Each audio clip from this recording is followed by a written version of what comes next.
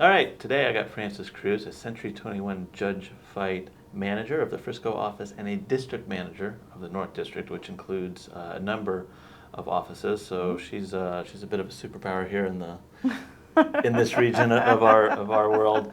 And but you did that very quickly. So I did. When I first met you, you were managing one, then you managed a second one, and then they said, okay, well now we're going to give you an entire district, so you're back to just the Frisco location, but you also have all of the North District, which includes, what, 5 offices? There's 7 in total. 7 offices. Yeah. And you did that in the span of like 4 or 5 years? 5, yeah, going on 6. Yeah. Yeah, that's pretty impressive. Oh, thank you. I think so. Yeah, I appreciate Well, that. I know a lot of managers that have just gotten very comfortable in their position, but you always tend to push yourself a little bit further, which is, Yeah. I think, why we're friends. Yeah, I think so. That's a story of my life. Yeah.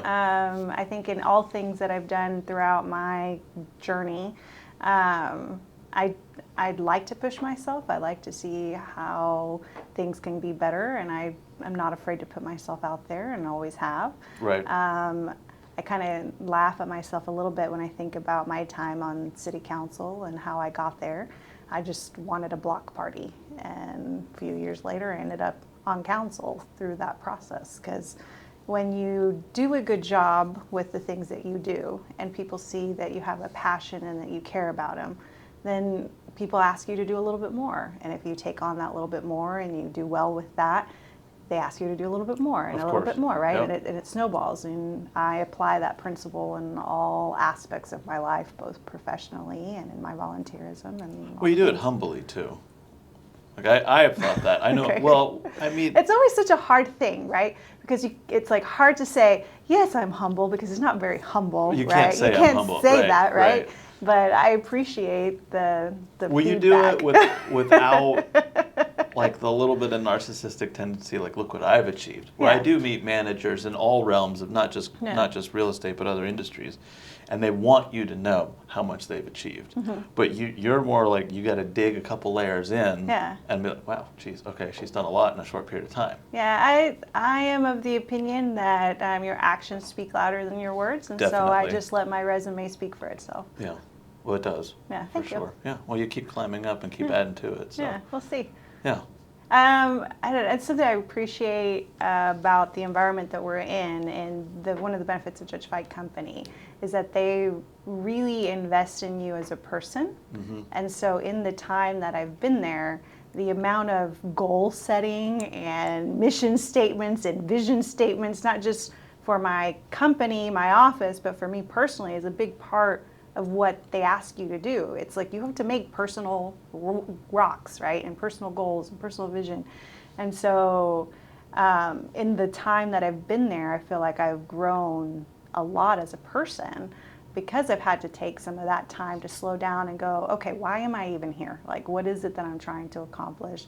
And from the time that I started there, I set some very personal goals for myself as to what I was trying to do for me and my family. And I have to say, like, for the first time in my life, I can look back and say, wow, I crossed everything off the list that I set forth for myself 5 years ago. Yeah. And so now I'm at the starting a new layer of what are my new goals and for the next 5 years and how am I trying to accomplish those.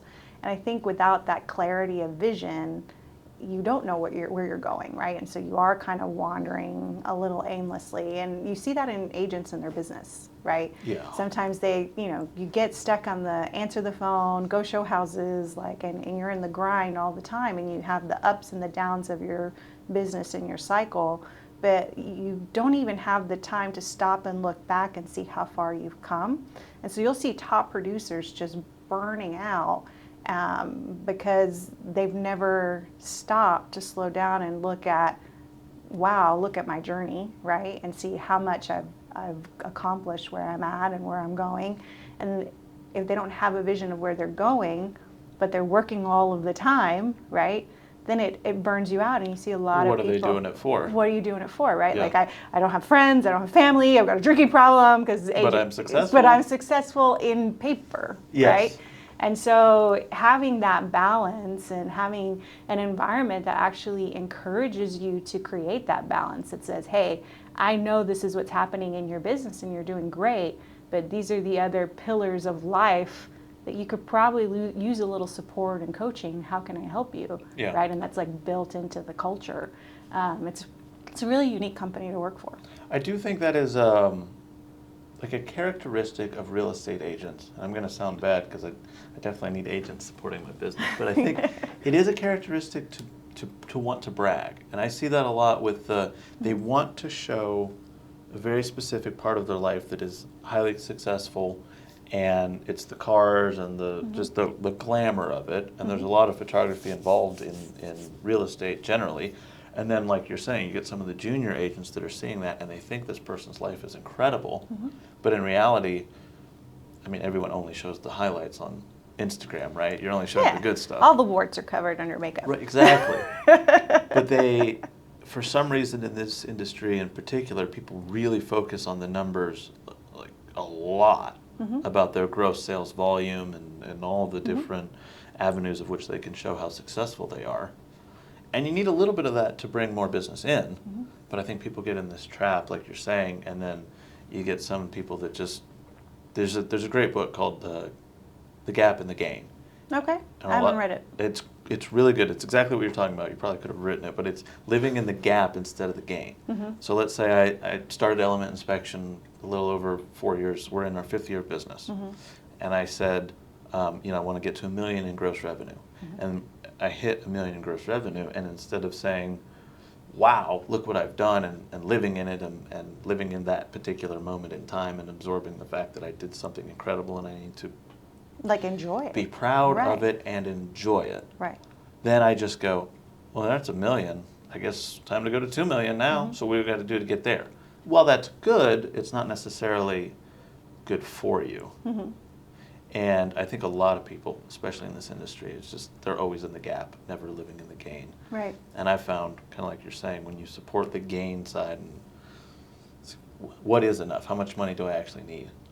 Yeah. And then live in that zone and enjoy that zone. Usually you're more successful than a lot of the people that are making more money than you. Correct. Yeah. And you know when to turn business away, right? Because sometimes you'll see agents that'll take on clients that are just toxic.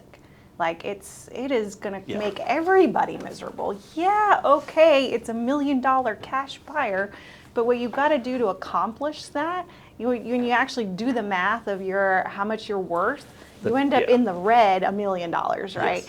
And so it's like, how much of yourself do you give to your business, right?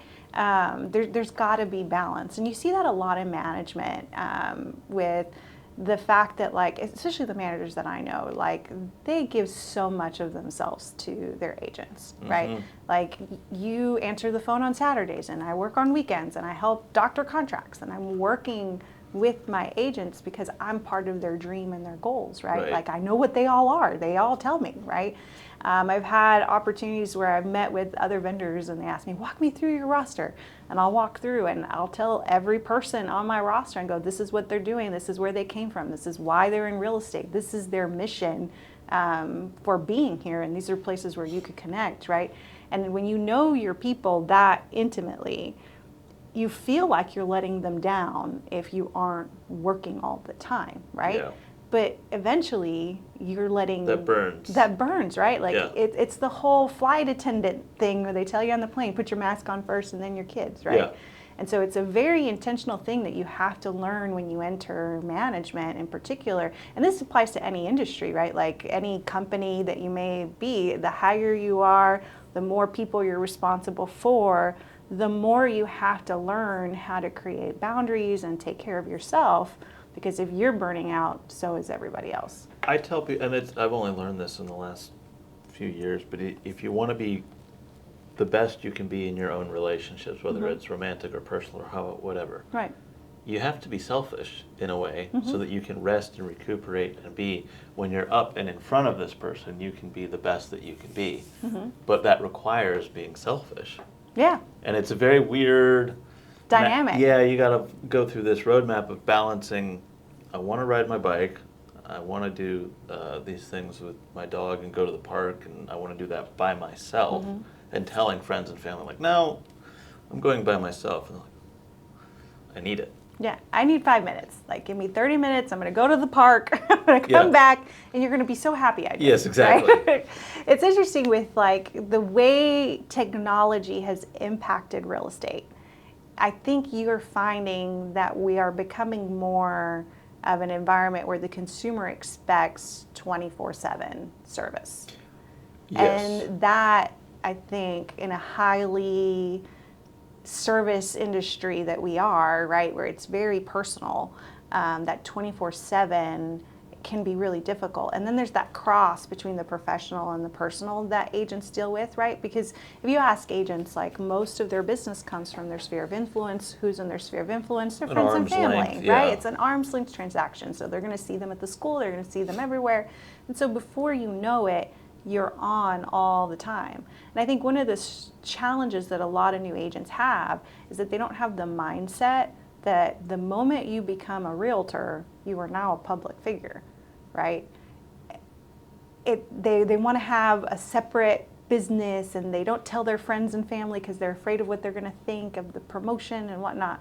But you are the business. You are Yes. the face of your business. So the only way you'll get business is by promoting yourself, right? Which goes back to, how are you promoting yourself, right? Yeah, what do you want people What to do see? you want people to see? So then they put the success out there that they believe is success. So then you see social media pages full of just houses, right? Yeah, it's pretty boring. Which it does, it gets boring, right? So you don't attract the people who want to work with you because you're not putting you out there, because you're trying to create this, like, wall to protect your own privacy to an extent. But the moment you become a realtor, you have to let it go. You're now a public figure, and your political opinions are actually hurting your business if you're Yes. sharing them too loudly. Yes. Right? The things that you put on social media matter, and you probably want to go backwards and scrub a few, right? Yes. Especially those of us who had MySpace pages and you Yes. don't even know how to log into them anymore, right? Like, you have a history of life, especially the younger generation who, like, I mean, my poor kid, like, he's 15, and every second of his life his father has put on social media. Like, I'm gonna have to clear out so many, like, dancing in my underwear videos when he becomes an adult, right? Right. But it's part of that structure of what social media has done to our industry, and that need for the consumer to see your online resume. It is. That's Before exactly what calling it is. you. It's a resume. And I used to be much more calculated with it, and now I figured out, as long as everything is PG rated or Yeah. less, I just post my whole life. Yeah, and some people like G, right? You Yeah. know, but some of us are like, PG-13 is more my style. Yes. So it just kind of depends on where you land in that spectrum. But I like that assessment. I haven't heard that before. Yeah, it's- but it's exactly right. As long as- Avoid R. Avoid R and you're fine, because you'll attract the energy you put out of the Correct. people. And that's exactly who you want. So I like camping and off-roading and mountain biking. I'm very much outside building Yeah. things, doing myself. Very rarely. I was on a FaceTime with a group of friends, and they were, I'm just walking around my house with it, and they're like, "Where's your TV? What are you talking about?" And they go, "Where's, like, there's not one in your room, there's not one here, there's not one." I was like, "Well, there's one in the living room." They go, "You have one TV in the house?" I go, "Yeah, and to be honest, I had to turn it on the other day just to make sure it still worked, because I'm pretty sure I had turned it on in like 5 weeks. I just don't do it." You and I are like extreme opposites. I have one in like every room, and then there's one that's waiting to be installed outside. No, I don't. I just don't turn it on. Yeah. Like, ever. Yeah. I watch YouTube. Admittedly, I'm on YouTube a lot. Yeah, I don't do it. But if people are shocked. I'm like, "What?" Yeah. I'm just outside. And that's, if I'm putting that online, those are the people that I want to do business with. Right. And so it ends up being this nice, So as a realtor, right, you're outdoorsy kind of client that Yes. hiking, biking, and those That kinds of counts, things yep. are important. They're going to call you Yes. because they're like, you know where all the good trails are. Right. Right? Like, you know what my lifestyle and what I need. You understand the dynamics of having to have a bike, and where you put it in your garage matters. Right? With someone who doesn't, we'll just go, well, what, you can't hang it right here? Right. No, because the car doesn't fit, right? So those kinds of things. it's true. It does. It attracts, right? Yeah. Like attracts like. And we're in, DFW has 8 million people. You don't need a large percentage of them to be highly successful. You need a micron of a percentage to be extremely successful. So why not try and attract the most like you? That are going to be the most fun to work with. Yes. Yeah. You don't have to put, like you're saying, you're putting this fake image online. You're going to get some very fake people. Yeah. It's interesting because like I always tell agents, I was like, there should be no reason why in your office everything's so highly competitive. Because at the end of the day, whoever's going to use you as an agent is not going to be the same person that's going to want to work with me. Right. Right? And there is enough people, to your point, in our marketplace that you're going to be fine if you actually put yourself out there. The hard part is putting yourself out there and being aware enough of where the needs are to identify opportunity when it comes. Yeah. Because oftentimes you'll have, you know, a big sign behind you that says opportunity, but we miss it because it was next to like 5 other signs and you didn't see it. You know, so oftentimes when I'm coaching with agents, I'll have them walk me through what's in their database, and they'll say, oh, I've only got 20 people. And I'm like, you know more than 20 people. They're like, but these are the only 20 I feel comfortable marketing to. Well, you need to meet more people, right? Like it's how are you taking the time to grow your database as much as possible and be in flow with them so that you know what those life events are that are going to trigger a move. Walk me through what makes a really bad agent. I mean, you've seen good ones, you've seen bad ones, and everyone always talks about the positives, but Okay. I want to know what makes an agent that you know when they come in and they start doing all these habits, you're like, they're not going to be here more than a year. Well, one, you need a car. Okay. You laugh, but I have had agents who have said, right now I'm in between transportation situations due to life, right? Okay. If you cannot afford tolls, gas, and a car independently of another person, you should not be selling real estate because you are in your car all the time, right? I think people who, because you can be shy and be in this business, it's like, how do you work around it, right? You don't have to put yourself out there. I can think of one very, very successful agent in one of our offices who does not put her image out there, but she's very good at promoting what she's doing and what is happening around her. And it helps, right? But her face is very rarely on any of her content. More introverted. It is, you know, and so you don't have to have yourself and your family out there to self-promote, but you do have to be able to promote something, right? Like the concept of sell me the pencil, right? If you have, if agents who have a hard time connecting with people on a personal level or have, you know, just can't put themselves out there to meet people, they usually struggle because this is a numbers game. It's a contact sport. I say it all the time. It's like you're going to have a certain percentage of the number of people that you connect with in that year work with you in real estate. The secret agent concept. Yeah, if you can't get out of that bubble of kind of hiding, you're never going to be successful in the business. And there's a lot of ways to promote yourself. It doesn't all have to be on social media, but you have to have an ability to promote yourself in one platform or another. Right. Yeah. I think time management is really hard for some people.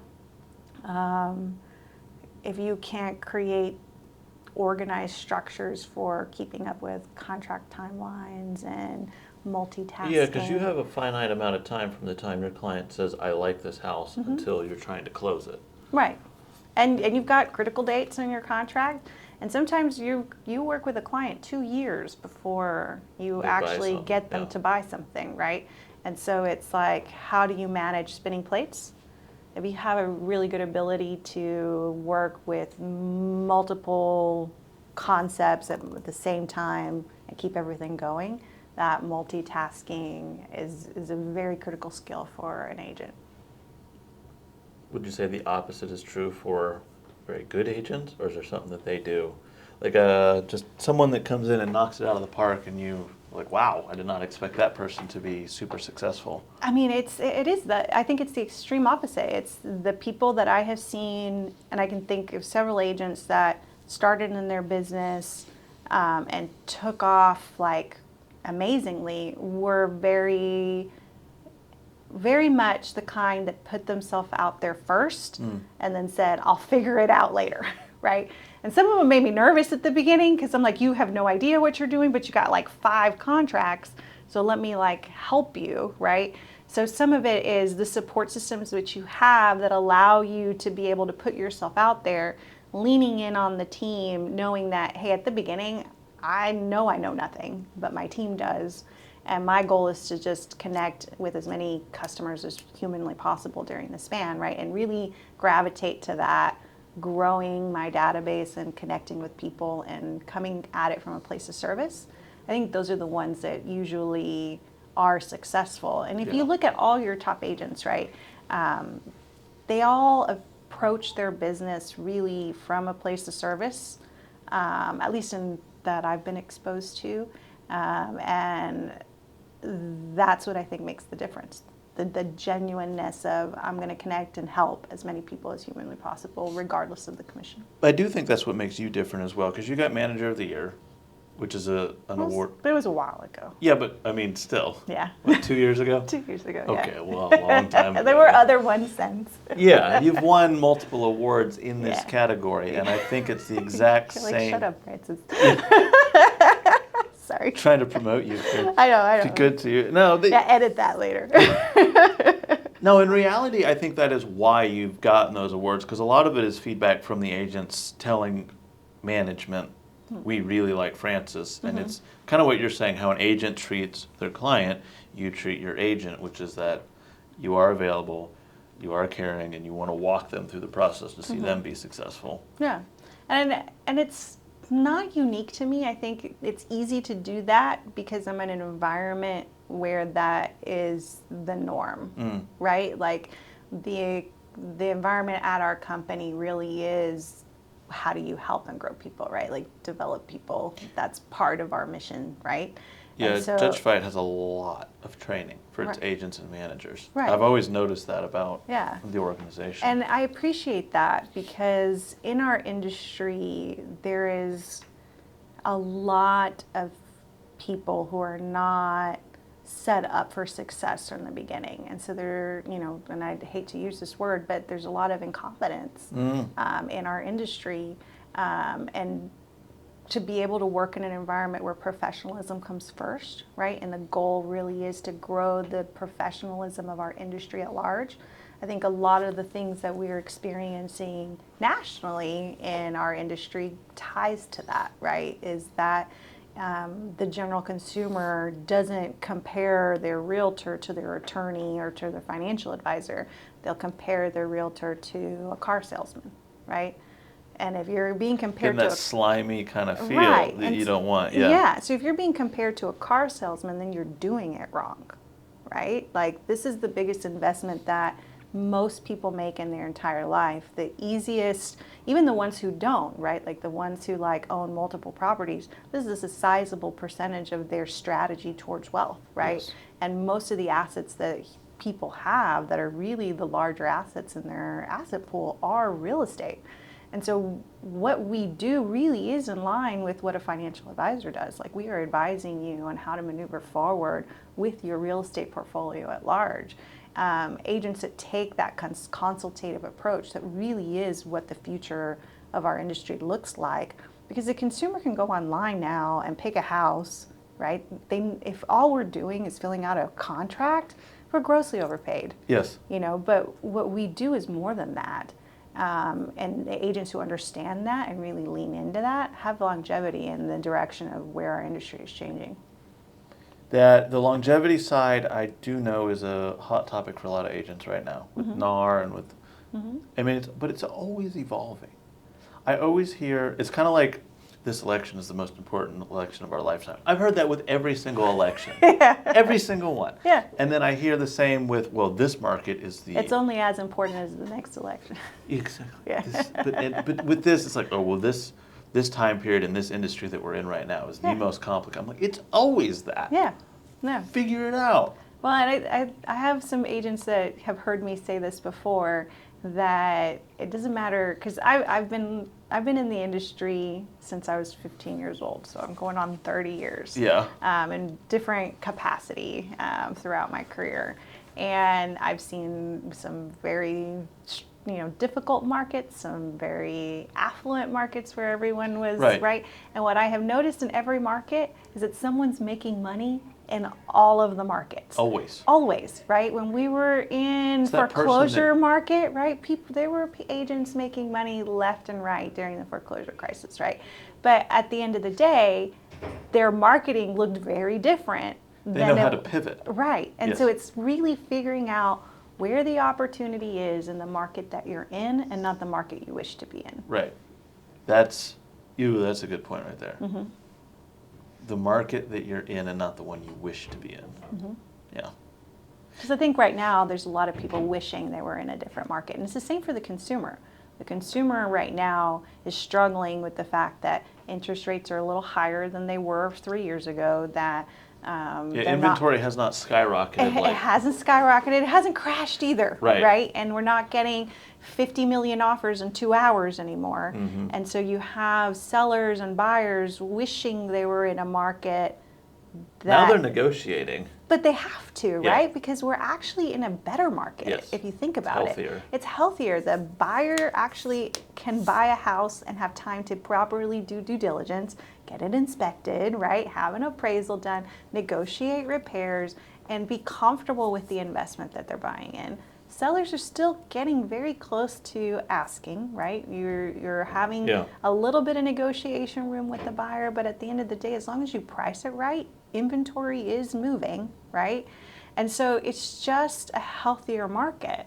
And rates, they're not 2%, but they're not 12 either. Right, they're pretty good. They're still good. They're still good, right? And so at the end of the day, if you really think about what's happening in our economy, the real estate market's still very, very strong, especially in kind of your hyper local spots. Like if you look at, and it is regional, right, where you see softening in different areas. Like you'll see some areas like Rockwall, where there are elements of that market that are now in a buyer's market kind of numbers. But then you go across the street and you're looking at a neighborhood, and that neighborhood in Rockwall isn't, right? Still very much a seller's market. Right? And so it just depends. It's very regional, and so who you work with really matters. We noticed that because with the inspection business specifically, it's very cyclical with you guys. Like wherever you're going, we're going the same direction. Yeah. And sometimes we cannot support the staff that we have when the market is in a slower period. And it does this every year. It's just doing this all year long. And sometimes we've, as you're talking about, we've kind of, the market that we're in, the reality of it, we get a little bit more creative. We're testing air quality, we're testing water, we're looking at, the inspectors have this wealth of information. Why not put them to work in a capacity of doing a whole home health evaluation? So now we're not even dealing with real estate transactions whatsoever, but we're using their zone of genius, the inspectors, to go check out a house to see, is it actually healthy to live in? And we're cross-training them on all these health factors, so the water, the chlorine content, the pH, the mold, the air quality. And we're teaching them how to do that because I have all these qualified individuals that I don't really know what to do with because the market of the real estate is down. So I don't want to get rid of them. Right. Because you're going to need them again in a few months. I'll need them again in a few months, and I have a bit of a fiduciary duty to them because they came on and they want to work for me, and I said, of course we can keep you on. But it's a really good segue, right? Because you're seeing the consumer be a lot more conscious of those kinds of things. They are. And so to be able to offer that is really important. It's in the news a lot more. The plastics, right? Microplastics, the general health of the food we eat. And then, people just take a holistic dive into everything because they start thinking, well, the water I'm drinking, what's it like? And the air I'm breathing, what's it like? And is this house poisoning me? And in a lot of cases, the houses are poisoning They people. are. Yeah, they really are. So we have their mold, asbestos. We can check for that. We can check for lead paint. Asbestos and lead paint are not that big a deal if you're not consuming it. Correct. But people still like to know. Well, I think too, you have that regionalness also of Yeah. those kinds of issues, right? You'll have some areas where it's everywhere, right? Yes. Because it was built before 1978. Yeah. And you'll have areas where, what is that? Because nothing was built prior to 2000, right? Yes. And so there's having an inspector that actually understands the needs of the region in which you Yeah. work in is very important. Yeah, we do for anyone with asthma or anyone that's been to an ENT, sometimes they'll recommend go get a mold evaluation. Like, I don't know what's wrong with you, but if you're living in this house, you keep coming to me with respiratory problems, let's get a mold evaluation. And we go in there and sometimes we find some, I'm like, how are you alive? Yeah. It's insane. Well, I've had agents that have worked with clients that have moved into properties that then got very ill. Yes. And They didn't know why. And they didn't know why, and then we've had to help them maneuver out of that situation because there were challenges with the condition of the home. Usually I see it in leases, right? Because in Not very well kept homes. yeah, the landlords, not all landlords are created equal, right? Not all landlords decide to invest in property management and have third parties that assist them in the management of their properties. And so when you're managing a property yourself, your margins are usually slim and you're not maintaining the home very well. And so leasing is usually where I see most of that kind of issue come up. Yeah. We do a lot of the smaller lease houses. And it can be frightening what we find. More often than not, it's because we do a control outside and then we test inside. We oftentimes find it's not just the house, it's the environment that they're living in, because some people live near like water treatment plants. Right. Or industrial areas, and those chemicals are seeping into their house and the air quality.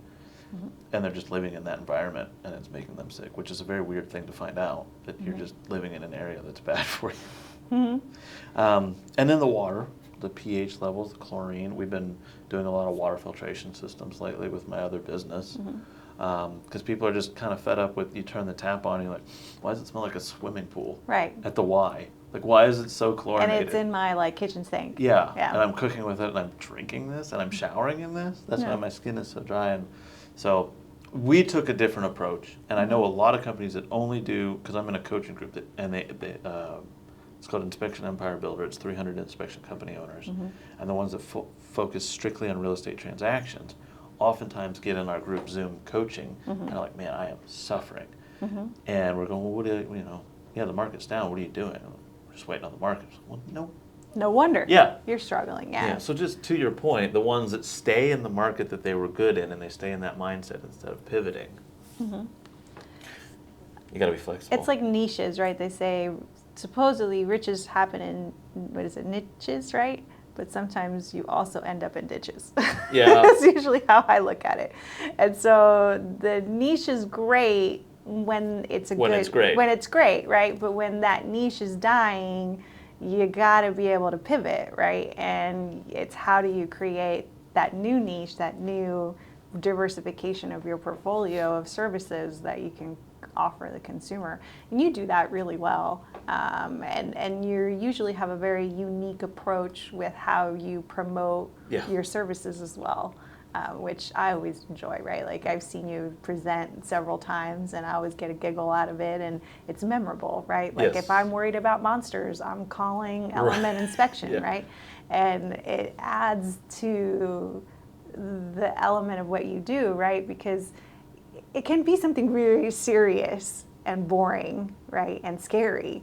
And to be able to add a little humor to it and add a little personality to what you do makes it memorable and makes it more approachable to the agent and the consumer. Yeah, I know. I appreciate that. You're welcome.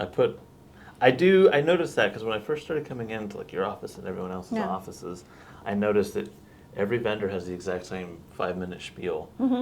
And it doesn't make any sense. It just goes all over the place, and they're just talking about... They're talking through nerves oftentimes. Yeah, exactly. Yeah. And I've told it so many times. I've practiced it like 100 times in my garage, my little flip chart, figured out some way to drive attention. Well, just the fact that it's a flip chart. Yes, that's a big thing. Right, but just you're rolling out a flip chart in the middle of a sales meeting. That in and of itself shocks the attention, right? It does. So it captures 30 seconds of what is this guy doing? Yeah, exactly. Right? And then you're literally going through A flip chart that you've got, the Pink Panther on Yep. and just silly pictures, right? Yep. You're calling your mom, Uh-huh. we're talking about your shirt. Yes. Like there's just it's entertaining in the concept of I just finished boring everyone talking about market stats. Right. And then here comes Lewis with his comic book, his monster tags, and his flip chart. It right? works. It works. It does. It makes it memorable, right? And it worked so well. It attracted, in this IEB thing, Yeah. 3 different companies that wanted to merge with me because I grew faster than anyone else in that group. See, talking about fast growth. Yeah. No, we grew very fast. You did. Yeah. I remember when you first started. Yes. We were just like, who is this person? Right. Right. Who is Element?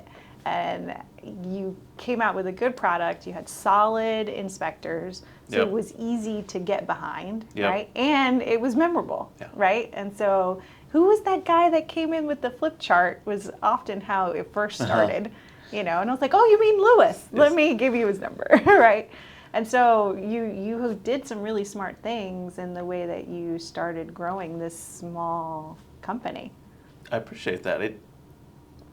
It was honestly out of necessity. I was so tired of doing construction. Yeah. And I wanted this business to grow. I just made it like I can't fail. I'm not going to fail. Mm-hmm. So I just figured out how to be successful at it. Right. Yeah, we went from 50 inspections the very first year, and we'll go well over 2,000 inspections this year, and this is our 5th year in business. So what do you think was that thing that made the difference between you and, because if people talk about real estate being saturated, so are inspections, right? Yeah, you'll have like 30 inspection companies just in your vendor Yeah, program. like it's a very saturated market. So like, Yes. how do you, in your market, like what were those things that you used to help yourself stand out?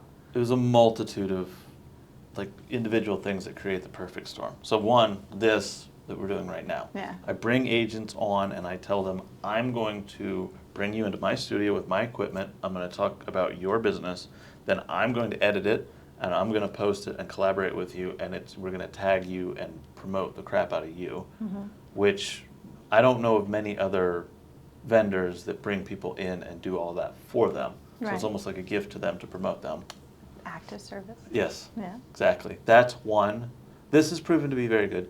The other is I went to these offices regularly, minimum of once a quarter.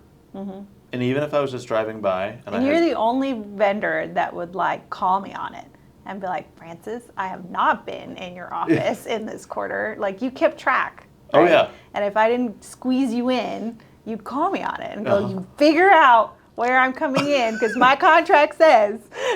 It does, yeah, and I knew that. So And you knew that, right? Yeah. I had Not to- a lot do, and not a lot pay attention to their cadence because they're like, I'll just go where it's available, but there isn't a strategy. Well, your COO, Yeah. Eric Feit, Yeah. teaches ninja selling. Yeah. And I sat in on that, and that was rather life-changing for me. Okay. So your office, I know a lot of people, it's not as big of a deal, but when I go into a new office, I collect as many cards as I can. And ninja selling, which he teaches all the time, speaks about somewhere between 6 and 8 weeks, you need to make contact with someone every single week for that 6 to 8 week period.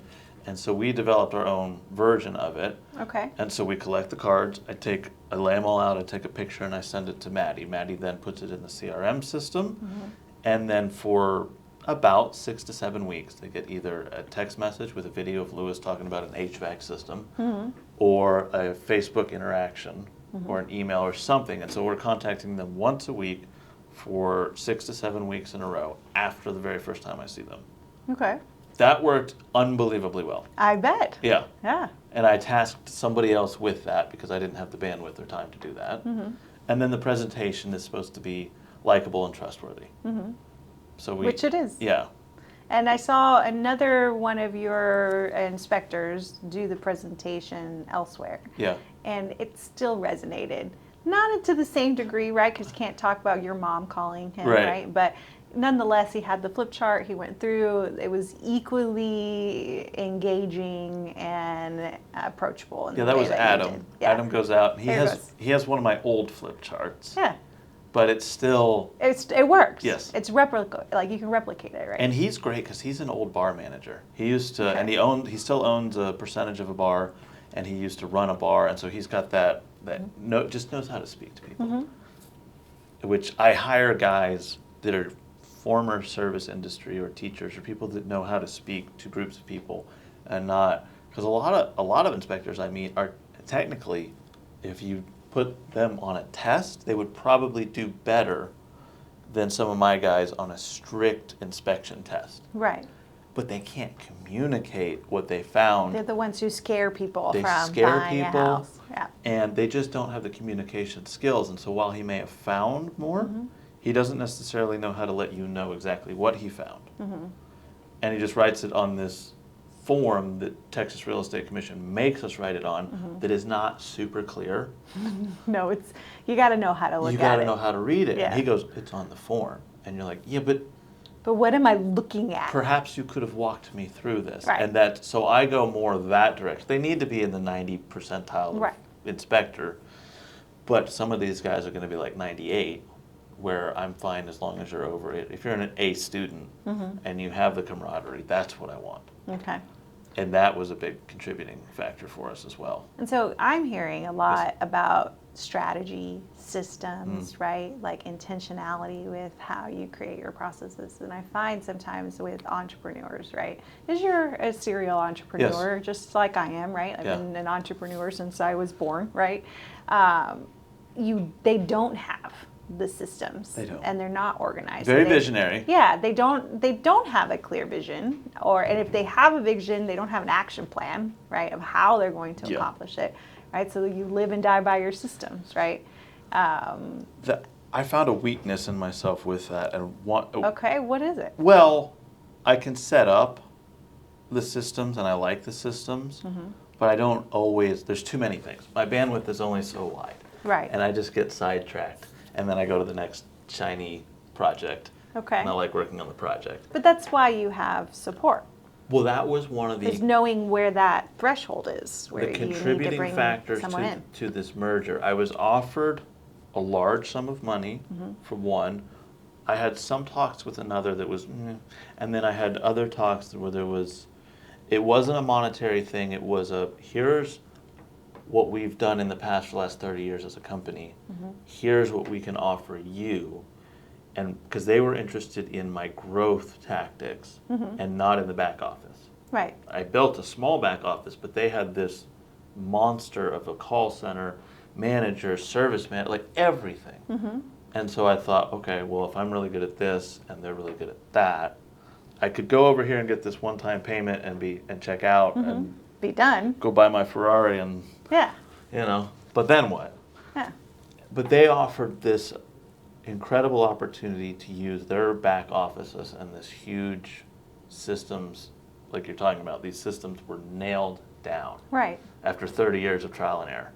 And all they wanted me to do was give them the back office, Make them shiny and new again. and then I get to go out and do what I love doing, which is the promoting and public speaking and just getting people to come use our service. I Right. love doing that. That's awesome. And I think that part's the hard part because Letting go of the... well, yeah, like I think a lot of people I went to this lecture not too long ago, and to be honest, I can't remember what it is, and later I'll be like, this is what it was, and I'll send you the book. But they were talking about how the world creates this like natural order of where you should go, right? And oftentimes you take your best producers and you promote them into leadership roles, right, within your organization, and they're the worst leaders. You're fighting against the natural slot of what that person is great at, right? And so then you're taking them because they're hitting successes in production metrics that don't really have the same skills necessary for leadership, right? So I hear this often with agents. They're like, I'm so busy, I need a buyer's agent, I'm going to start a team.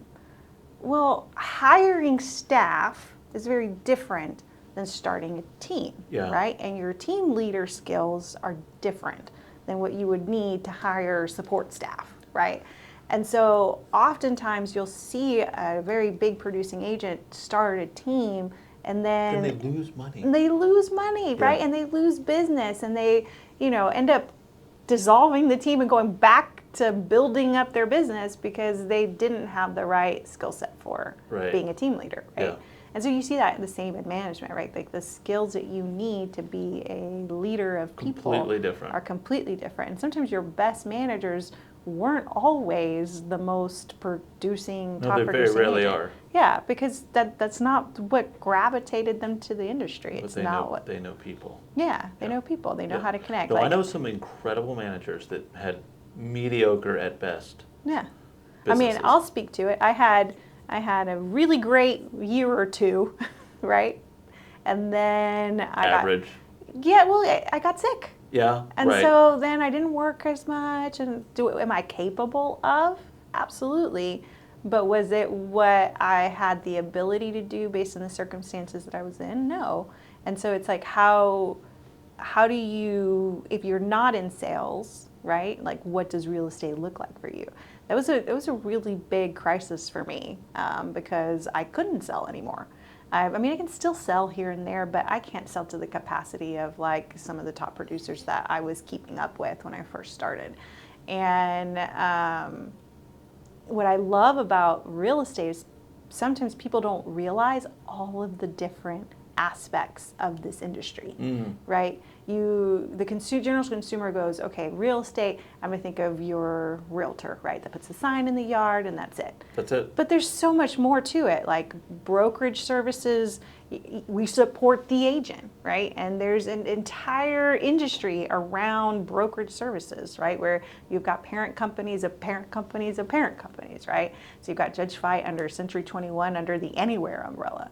But then you've got, mortgage and the secondary market and real estate development and property management. And there's just so many things that you could do in real estate that you can constantly be reinventing yourself based on interest, right? And so sometimes you find agents that, and kind of back to your question earlier, like what makes a successful agent? It's like, well, the agent that recognizes what their strengths are, right? Because your strength maybe isn't in sales, but maybe your strength is in leading people. Or maybe your strength is just being very data driven and going and working as a real estate analyst for a commercial company, right? You can still be in this amazing industry. It just looks different.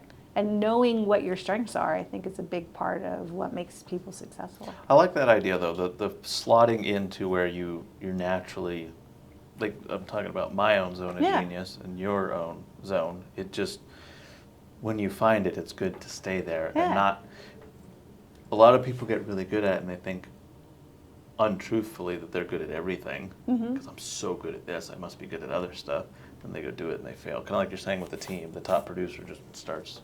Because they're not a management type. They're not there to love on people and encourage salespeople, right? And that's what your team leaders do. Yeah, it's a completely different ball game. Yeah. So that's very interesting.